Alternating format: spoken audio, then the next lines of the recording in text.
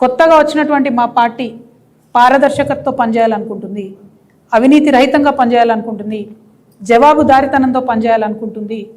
వెన్నుపోటు రాజకీయాలని దయచేసి ఎంకరేజ్ చేయకండి. కొత్త పార్టీలకు అవకాశం ఇవ్వండి, రాష్ట్రంలో కొత్త ఆలోచనకు అవకాశం ఇవ్వమని ప్రజల్ని కోరుతున్నా. నిన్నగాక మొన్న ఒక ఇంట్రెస్టింగ్ న్యూస్, సంచలనమైన న్యూస్ మన పత్రికా మిత్రుల కోసం చెప్తున్నా. మెదక్ ఎమ్మెల్యేలు అందరితో కలిసి హరీష్ రావు గారు మీటింగ్ పెట్టుకున్నారు. ఆ మీటింగ్లో కూర్చున్న ఒక ఎమ్మెల్యేనే నాకు ఈ ఇన్ఫర్మేషన్ షేర్ చేశారు. ఏమని, ఎన్టీ రామారావు గారిలాగా కేసీఆర్ గారు కూడా గొప్ప మనిషి, కాకపోతే ఆయన కొడుకుకి వారసత్వం లేదు, కాబట్టి బీఆర్ఎస్ పార్టీ నాకే వస్తుంది, మనం మెదక్లో అన్నీ కూడా గెలుచుకుందాము, తర్వాత బీజేపీతో అగ్రిమెంట్ పెట్టుకుందాము అని చెప్పి వారు స్పష్టంగా చెప్పినట్టుగా ఎమ్మెల్యే గారు నాకు చెప్పడం జరిగింది.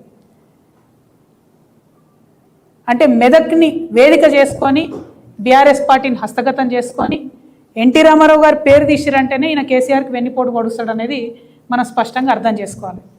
మరి బీజేపీలతో ఈయనకు అండర్స్టాండింగ్ ఉందని నువ్వెట్లా అంటావు అంటే, ఒక పేరు చెప్తున్నా రాసుకోండి, Raj Pushpa open sky villas. Raj Pushpa open sky villas, ఇది ఇంట్రెస్టింగ్ ఉంటుంది చాలా.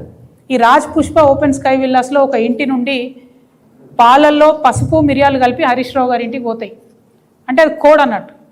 అక్కడికి వచ్చే ఆర్ఎస్ఎస్ పెద్ద మనిషి మిరియాలు పసుపు కలిపిన పాలే తాగుతాడు పొద్దుంతా. ఆయన ఎవరో మీరు ఇంటర్నెట్ వెతికితే మీకు తెలిసిపోతాడు.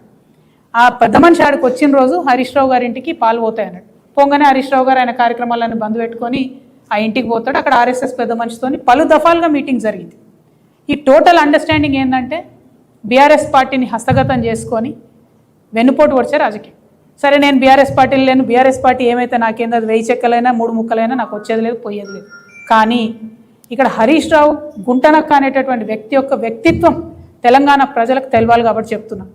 ఉన్న పార్టీని, ఉన్న ఇంటిని, తిన్నింటి వాసాలు లెక్కబెట్టేటటువంటి వ్యక్తిత్వం. మంత్రిగా ఉన్నప్పుడు ఆ పవర్తో చేసినటువంటి అవినీతి పరుడిని ప్రజలకు మళ్ళొకసారి నేను గుర్తు చేస్తూ ఉన్నా. ఇటువంటి అవినీతి పరుడు, ఇటువంటి వెన్నుపోటుదారుడు ఇప్పుడున్న ముఖ్యమంత్రితో వీళ్ళిద్దరికి లాలుచి. అంటే ఎటువంటి రాజకీయాలను ప్రోత్సహించాలో దయచేసి తెలంగాణ ప్రజలు ఒక్కసారి ఆలోచన చేసుకోమని నేను కోరుతున్నా. ఈ ముఖ్యమంత్రి గారు ఏం చెప్పారు తెలంగాణ ప్రజలకి? పదే పదే కాళేశ్వరంలో అవినీతి జరిగింది, ఫోన్ ట్యాపింగ్ జరిగింది. మరి ఏమైంది నాయన కేసు? ఫోన్ ట్యాపింగ్ కేసు ఏమైంది? కాళేశ్వరం కేసు ఏమైంది? అంటే ఇవి ముందుకు పోతలేవు అంటే అర్థమైంది ముఖ్యమంత్రి గారు అబద్ధమన్నా చెప్పి ఉండాలి, లేదంటే లాలూచి అన్న పడి ఉండాలి. మరి రెండిట్లో ఏం జరిగింది? ఇటు బీఆర్ఎస్ వాళ్ళతో లాలూచి, అక్కడనేమో మోడీ బడేబాయ్ అని ఆయనతో లాలూచి. అసలు ఏంది ఇది? ఎందుకు తెచ్చుకున్నాం తెలంగాణ? ఇటు ఆంధ్రోలతో లాలూచి, పొలిటికల్ పోస్టులు వాళ్ళకి ఇచ్చుడు. ప్రాజెక్టుల గురించి మాట్లాడతాడండి ముఖ్యమంత్రి గారు. నిన్నగాక మొన్న కృష్ణా నీళ్ళలో 50% కొప్పుకొని వస్తారు ఎవరన్నా? 70% కదా రావాలి, 50% కొప్పుకొని వస్తారా? సంతకాలు పెట్టి వచ్చిరు. అంటే ప్రాజెక్టులు చూడరు, పొలిటికల్ పోస్టులు వాళ్ళకే పోతాయి. ఎందుకు మరి తెలంగాణ తెచ్చుకున్నది? నేను తెలంగాణ వాదుల తరఫున చెప్తా ఉన్నా, బాధపడతా ఉన్నారు ఒక్కొక్కరు. ఇవాళ ఉద్యమకారులు, తెలంగాణ వాదులు బాలసుబ్రహ్మణ్యం గారి విగ్రహం పెట్టినప్పుడు బాధపడని తెలంగాణ వాది లేడండి. ఇది అతిశయోక్తి కాదు. ఆయన మంచి, ఆయన పెద్ద సింగర్ నేను కాదంటలేను. కానీ ఎందుకు పెట్టాలి? రవీంద్ర భారతిలో ఎక్కడైతే గద్దరన్ ఉండాలనో, ఎక్కడైతే అందశ్రీ ఉండాలనో అక్కడ ఎందుకు మమ్మల్ని అవమానం చేయాలి? ఆంధ్ర ప్రాంత నాయకుల విగ్రహాలు ఇక్కడ పెట్టి దండలు ఎందుకు వేయాలి? 100 అడుగుల విగ్రహం పెడతామని ఎందుకు చెప్పాలి? మీరు తెలంగాణ ఉద్యమానికే వ్యతిరేకం కాదు, రాష్ట్రానికి వ్యతిరేకంగా పనిచేస్తున్నారు. ఇది కరెక్ట్ కాదు. డెఫినెట్గా తెలంగాణ ప్రజలందరూ కూడా మీకు కరుగాల్చి వాత పెడతారు.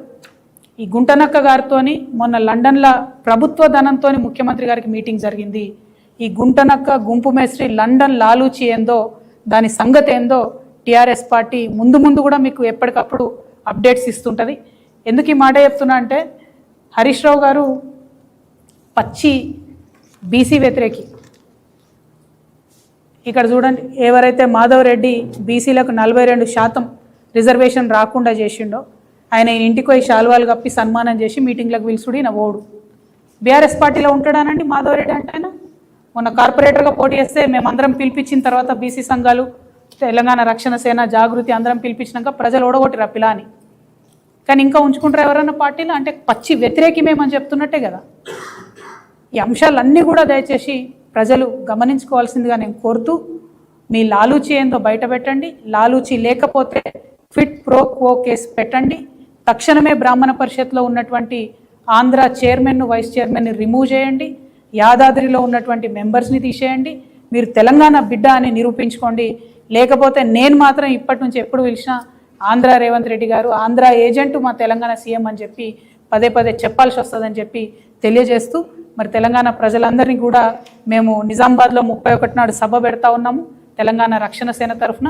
దానికంతా కూడా పెద్ద ఎత్తున హాజరయ్యి మమ్మల్ని దీవించి ఆశీర్వదించి స్ఫూర్తి నింపి మమ్మల్ని ముందుకు నడపాలని కూడా కోరుకుంటా ఉన్నాను. Thank you.